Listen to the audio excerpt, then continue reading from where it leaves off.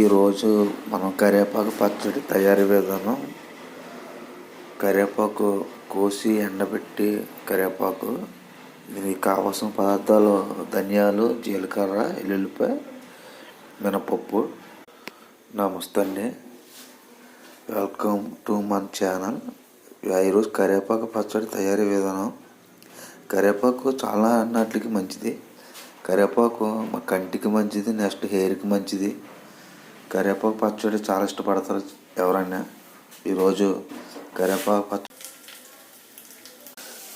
ఇవన్నీ వేగిపోయిన తర్వాత చిన్న పసుపు వేసుకోవాలండి.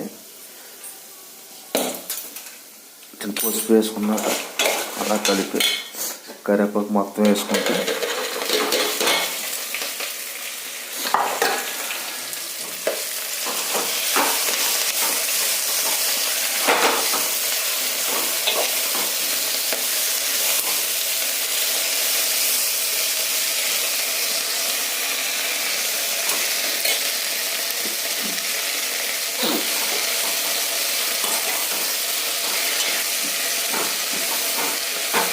ఈ రోజుల్లోనే హెయిర్ ఫాల్ ఎక్కువ అవుతుందండి. హెయిర్ ఫాల్ అవ్వకుండా మనం ఇలా హెయిర్కి సంబంధించిన ఫుడ్ ఐటమ్స్ అంటే చాలా మంచిది.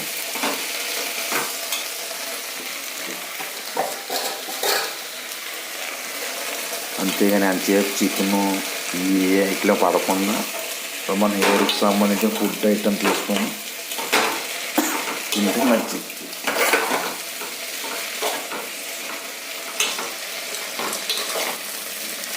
ఇలా నిమ్మకాయ సైజ్ అంత చింతపండు కూడా వేసుకుంటే దాని టేస్ట్ అండి.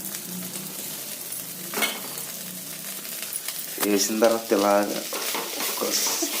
కలుపుకుంటే చింతపండులు ఏమన్నా కొద్దిగా పచ్చి స్మెల్ ఆడి ఉంటే పోతాయి.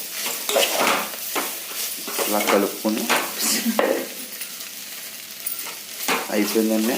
కొద్దిగా చల్లారిన తర్వాత దీన్ని మిక్సీ పడదాం.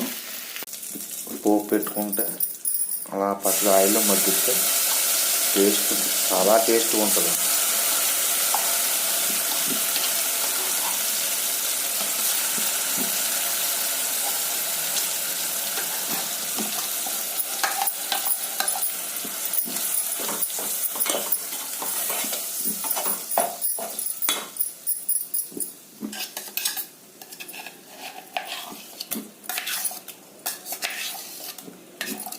ఫ్రెండ్స్, కరివేపాకు పచ్చడి రెడీ అయిపోయింది.